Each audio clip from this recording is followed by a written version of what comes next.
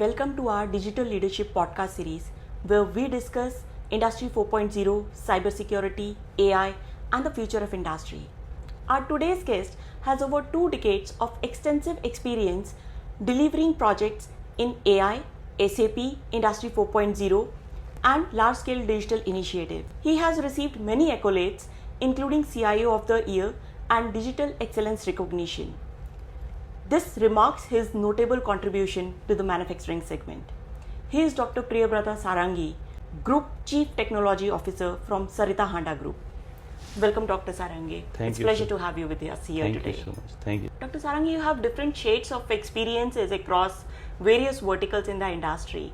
So we would like to know more about you, your journey, how is your experience? Thank you so much. I think, I've started my career from a manufacturing sector after my BE. I started from Mahindra. So, it's by the grace of God, I think I got a lot of scenario, in the manufacturing sector, a lot of engineering. Talk about civil engineering, mechanical engineering, metallurgy, your information technology. So I have gone through that phase wherein I gather a lot of ideas.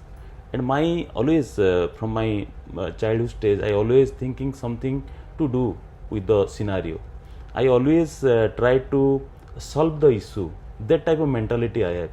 And that's why my journey started with the core manufacturing, wherein lot of business issues is there. Mm-hmm. So that's where I got idea from my seniors and tried to solve that issues. And also based on that strategy, I got lot of opportunity, so many organizations and different position in the somewhere in business excellence, somewhere in digital transformation like that. So that's my journey in my entire career. Mm-hmm. So I have seen your journey through LinkedIn and from other sources also. Your entire journey spans over various verticals like steel, battery, glass, yes, chemicals, textile. Yes. So what was that one constant that you have utilized across all these segments towards your digital leadership? So one mantra, that means your technology is not a software. Right. So your technology must be resolve business requirement or business issues. That is one mantra. Whether you go with steel, whether go with glass, whether go with textile, it's one mantra. All business are same. Only your product is different. But if you see the supply chain, it is the same. It's if your finance system is same. But in the particular in the software level, it's a different scenario, and decision making is different. So that's why the person who is driving the digital transformation must have good experience, good exposure on these issues, and he must be a person who can thinking how to transform that issues with the opportunity. Right. That is the main mantra for me. I think that's why my journey is beautiful, my success rate is very good, and I am a person who is very passionate about integrated leadership part. So I love to interact with people. I so many times I sit with so many business owner. I understand their pain. So you must be a good listener first to understand their pain. That's why I thought whether any sort of business, if you have a mindset to understand the business, then you can transform. So you can't get any challenge. Definitely challenge everywhere, but you can't. That means you convert that challenge with opportunity. You convert that challenge without risks and sustainable transformation. Absolutely. No wonder you can do that. You're a doctor of science. So I'm more curious here. Since you are a PhD, and how this academic research has shaped the way you solve real-world technical and business problems on the shop floor. Yeah, I think I heard a lot of people always telling that no, education is just like a certificate and practical experience is everything. But I found that your education will help you in so many directions, like your normal thinking to analytical thinking. That means suppose you can challenge the assumption. Okay, you can challenge that why it is not possible. So people are telling you impossible itself is impossible. So that mindset coming from academic experience, academic. So I would like to give you an example. My journey also with my how I'm gaining my experience gradually. Also, I achieved my education gradually. So after a very long, after my B, I got my MBA. Being a from IT fraternity, but I have done my MBA in operation management. Oh. So why I have done my MBA operation? I understand what is the operation, how I correlate my thinking, IT thinking with my operation. So it's helped me. Then I moved to my the master degree, again in master degree in AI/ML. So during the AI/ML, I met some professor who encouraged me to do the PhD. So again I jumped to PhD, and in 2021 I got my doctorate. So it's help you just like you are climbing one step to another step. So it's help you in so many ways, and your thinking concept will be changed from a conventional to a analytical thinking, and you challenge everybody why it is not possible. That's why the education is very, very vital for me. Of course, you rightly said that. Yes. So currently I am seeing like lot of companies are investing in ERP, SAP, Oracle based solutions. And while doing that, they believe like they have digitized themselves. Yet they see like there are a lot of problems in terms of visibility or real-time data analysis and other stuff. So as per you, what do you think, like why this gap still exists? Okay. So now if people are thinking that suppose you are doing something in Excel sheet, converting that Excel sheet to ERP, suppose you are booking something in production shop floor in Excel sheet, and you have implemented ERP, and same thing you are doing in manually feeding, that is not a transformation, that is not a ERP. You are thinking something. So if one example is something doing in Excel and same thing is doing in the ERP, it's not a ERP. You are thinking something, writing something ChatGPT or Gemini, and Gemini giving something, that is not AI. So before implementing anything, whether it is ERP or AI or any sort of digital transformation, you must have a very good business requirement document.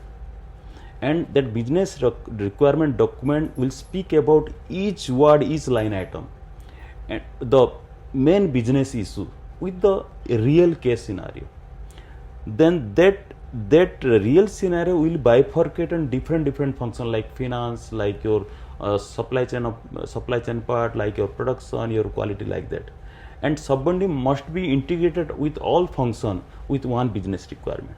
True. Without the real business requirement, you should not go with any transformation, whether it's a small transformation, whether it's ERP or whether it's a non-ERP or whether it's AI.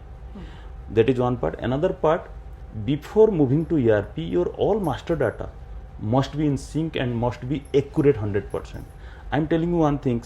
Suppose you are making some recipe, your master data, suppose your master data is not standard, somebody in your mind, that recipe in my mind, it is not a good habit. You must be documented that part, that must be validated with certain parameter, and it will be documented, or it will be documented as a SOP. Okay. So before implementation, first part is your business requirement, second part is your master data management, third part the person who will be driving this force, because it's not about the education or the higher educated people can drive in a better way. No, the person who has very good business knowledge, very good understanding of the issue, that person, that type of people can drive the ERP or any transformation, wherein you will get the very best output. That's why three things is required. Without three things, don't move, even don't think about the transformation. Thank you. Nice. So Sarita Handa creates handcrafted premium products. So in such kind of environment, how do you see Industry 4.0 taking up the shape, and what are the various opportunities for digitization that are still available? Okay. I think it's a misconception that Industry 4.0 is a automation tool. It's not a automation.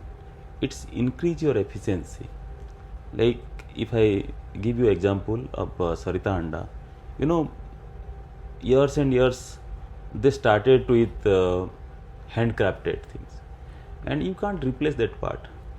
And the way they are making the product is very, very different from other. and very beautiful, very preciously they are making that product, and so many people are involved in part. Technology, whether it is your ERP or AI, will increase their efficiency. Suppose you are making 10 product in a day, you can make 50 product in a day. Or if you taking design nearly 1 week, you can make it in 1 day. So that's why we started the AI journey in Sarita Handa. We started with design because design is our foundation. So my AI strategy is increasing efficiency, not replacing people. Right. And it is more on understand the thinking pattern of the expertise person who are making that part. That converted to machine learning, and that machine learning and AI combined giving. So I am making my own customized AI product. Definitely we are using standard AI, but when it's require particular something, you can't get the solution. So being a AI ML professional, I am making the product also, which are very user friendly and easily even a shop floor person who has nothing in the education, he or she can also run the system. So that's why we started to journey, and our chairperson Mrs. Handa, she is very eager to implement everywhere in AI, and because that output he is seeing from the AI. So that's why again important is the person who is educating, whether it is a chairperson, whether it is a director, whether it is a managing director. So it's my duty to spread an environment and spread a true environment that these are the things which is possible, these are the things which is other methodology to do. That's why AI is very critical in this organization, who is transforming their thinking style with lots of efficiency enhancement. Right. So when you implement AI, do you get any challenges while doing so? Because a lot of people have misconception that AI means replacing humans, and ideally in a group like Sarita Handa, you cannot actually replace your human creativity with AI. So what does the whole scenario look like? See, it's not only Sarita and any organization. You can't replace human expertise. So if you thinking like you can replace human expertise, then you can't make a good solution. True. So any AI engine can help you to increase your efficiency and not replacing the human person. In the other way, you can make an agent who can think just like a human. How he can think just like a human? That means he can understand your thinking pattern. That means I am collecting how he is thinking and making that agent. Okay. So instead of, so nowadays also, the skilled people, the availability of skilled people is very everywhere is, that is a constant. So that type of things, how that skill part can be converted to AI agent who can do just like a skilled people, that can be done. But it's absolutely wrong that with the implementation of AI you can replace human expertise. No, never, nothing, neither here nor in other organizations. So you are investing more in general category of AI, or it is more towards generative or agentic? How the process We is? started with generic AI and agentic also, but at the same time we also started with the particularly the shop floor automation, like your fabrics store. These are the things we are driving, but we are going in the massive way with SAP S/4HANA latest 2025. It's a not only simple SAP with an enabled AI also, like your Joule, like your WalkMe, like your how to automate the system, automate the process. So these are the things which more enhancing more capability to SAP. So nowadays, if somebody is doing only SAP, it's a wastage of money. Right. SAP with AI, because ERP will sustain your process.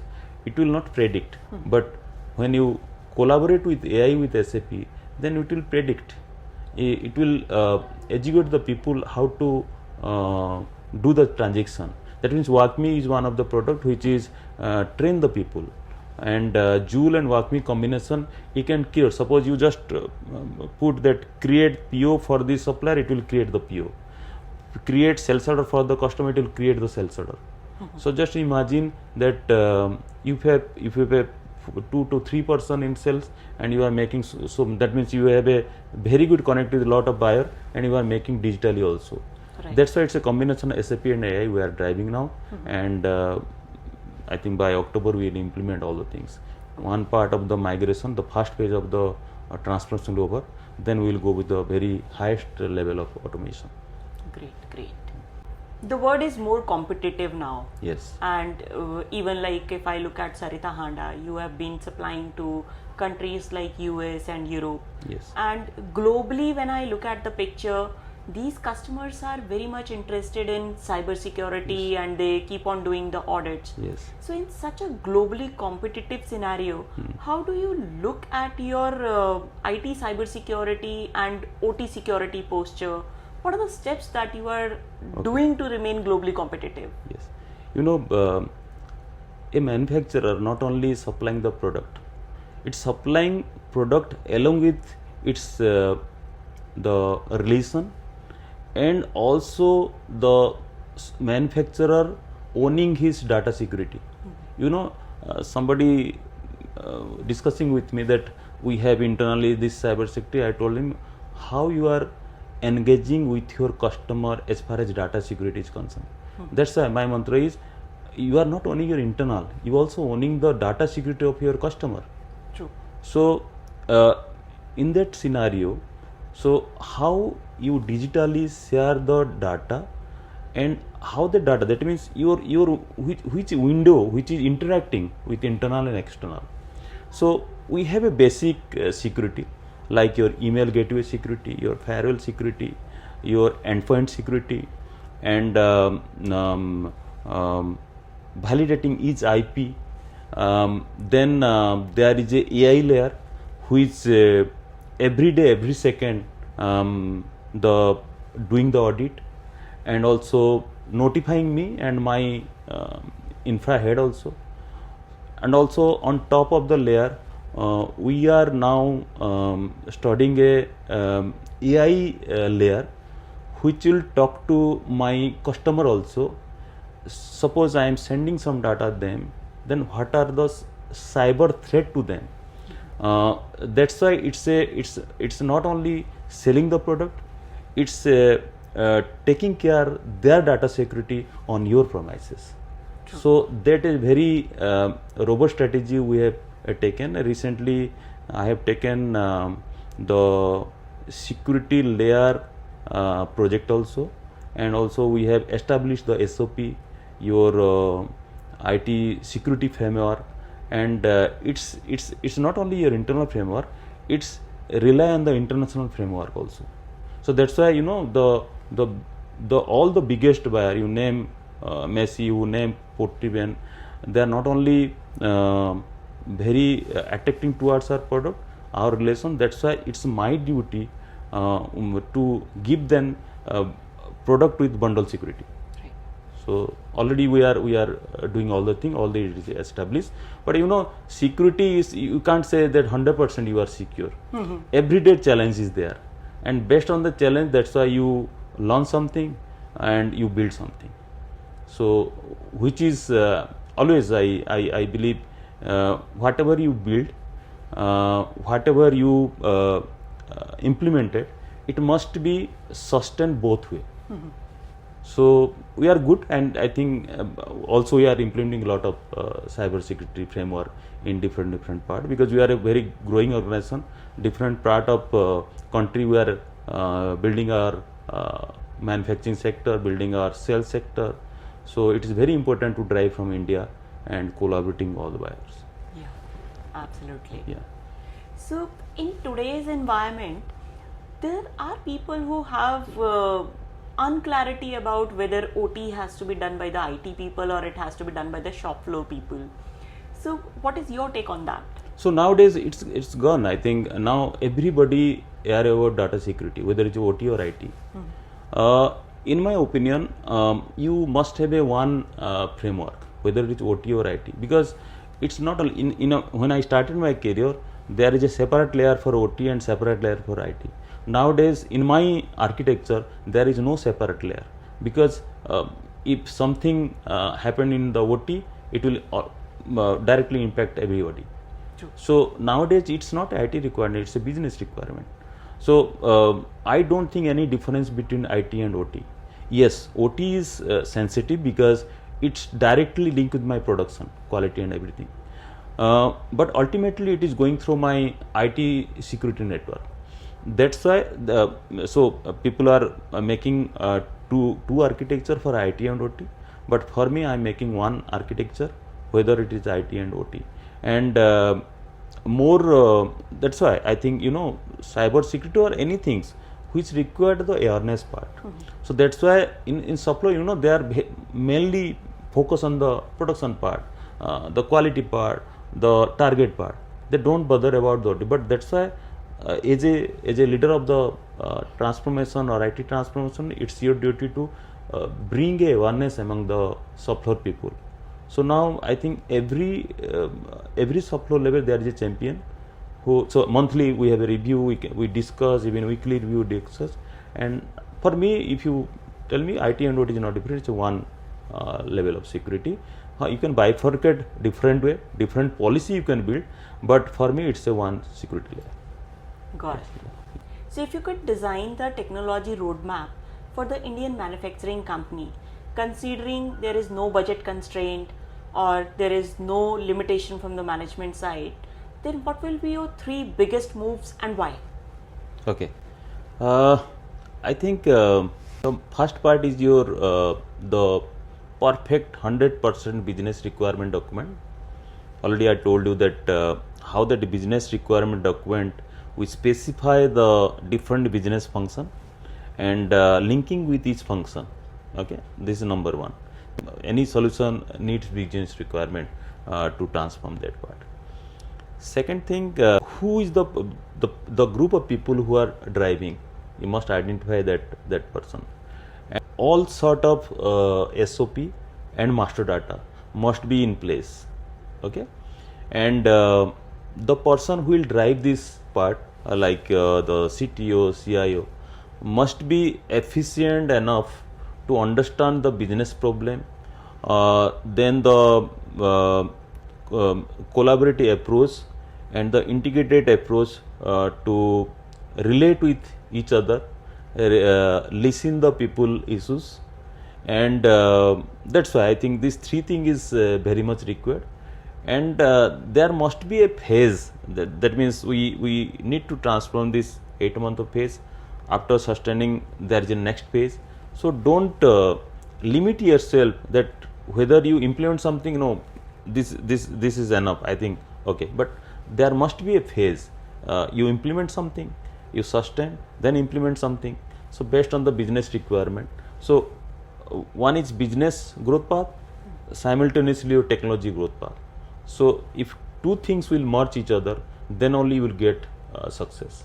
Right. So these are the things which is very, very important when somebody is going for ERP implementation or AI transformation like that.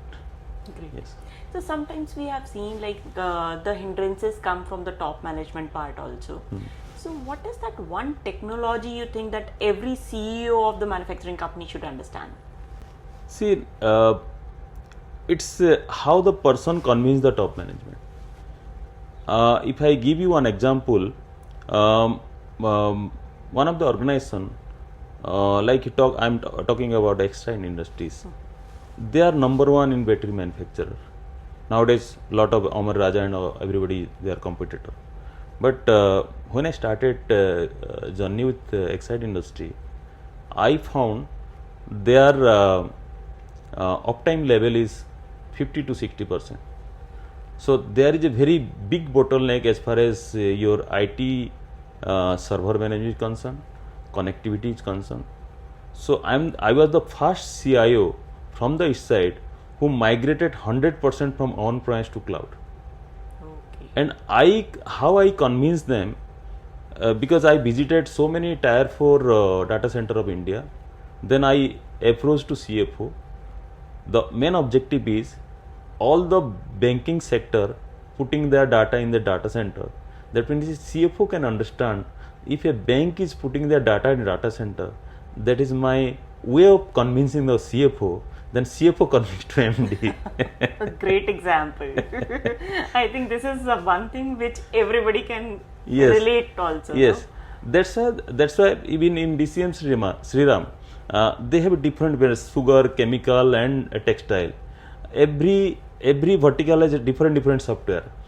I combined every vertical and implemented SAP S for HANA. So you understand from an IT perspective also, because I have to maintain all the things. If it is a multiple ERP, then managing very difficult, and you will waste lots of money also. So maintaining one ERP versus so many ERP.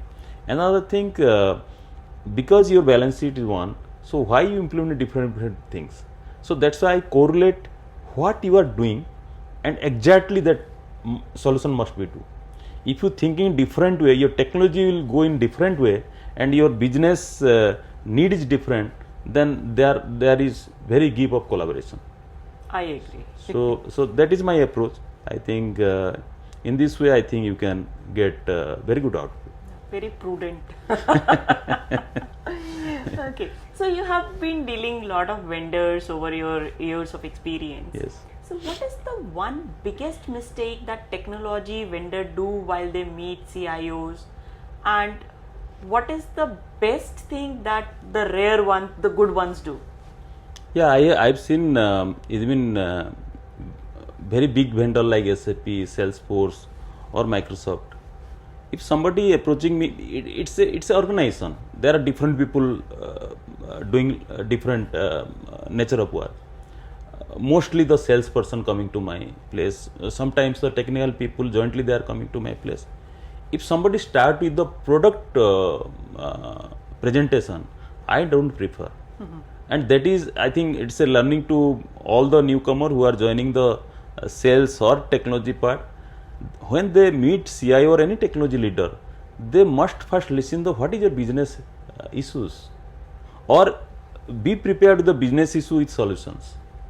Then you can convince the people. I always like the people who understand the business in a better way, instead of presenting a product demo.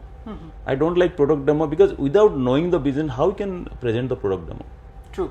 So whenever you are going to anywhere, suppose it's my suggestion to salesperson also, that whenever they are going to present something, be prepared in a better way. Understand what is the issues of the organization. Not only issue, also they also understand how good that organization is. Okay, so nowadays there is no constraint of money, constraint of the knowledge gap.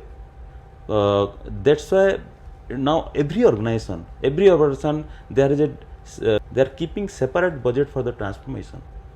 So now they are not getting good solution or good people. Like talk about DCM Saram. When I was joining, they were thinking about 5 years back also, but there was no person to drive that part. Same thing in Sarita Handa also. So I think in home textile, we are the first organization going with SAP. Nobody is going with SAP. So something in their mind that this ERP is so rigid, that ERP is so good, but ultimately it's a person who already implemented that part.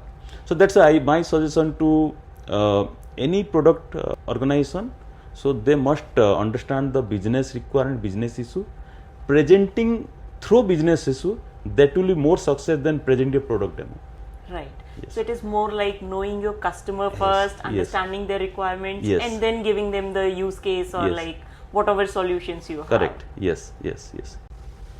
So in your free time, when you are not thinking about technology, how do you recharge yourself?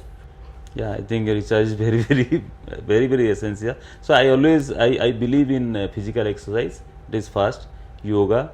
Then I listening old song, and also I am very fashionable about the old movies also, and I watching cricket because I was a cricket player so I always prefer to play something, but nowadays I am not getting time, but I always invest my time in yoga, physical exercise and listening music. Much needed activities to yes. work. So we are coming to the last section of our podcast, which is a rapid fire question. Okay. And you may use couple of words wherever you feel like. Yeah. So here we Sure. go. Cloud or on-prem? Hybrid. One manual process you would eliminate instantly. So decision making. What's your default approach? Build, buy or partner? Buy for standard, build for the own requirement, and partner, it's a mixture of solution and own requirement. Great. So which should come first? Elimination of problem or justification of ROI? Elimination of problem. Dashboard or factory walk? Factory work. AI assistant or human expert? It's a merger of both, human expert with AI expert. Great. What advice would you give to manufacturing leaders who are under pressure to do AI but they aren't sure where to begin with? So they start with the business process first, then AI. Great. So Dr. Sarangi, thank you so much for sharing such a beautiful insights with us and discussing on various technologies and sharing your experiences. We are so delighted to have this conversation with you. Thank you so much, and it's my pleasure because you have also invested time. You are giving me so very good hospitality, and I'm sure that in this conversation, a lot of people can listen and utilize these things in their work also. Thank you. Definitely. So one thing that clearly stands out is like digital transformation is no longer just a mere discussion. It is more towards how we are implementing, how we are driving. And apart from that, AI is not to replace people.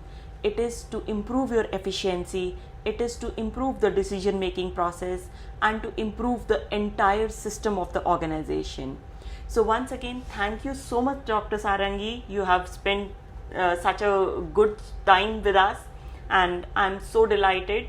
Thank you so much. Thank you. I hope you liked today's podcast and we hope to bring more such technical discussions with leaders who are driving digital transformation, innovation and manufacturing sector. Thank you everyone for tuning into the Digital Leadership Podcast series. See you again.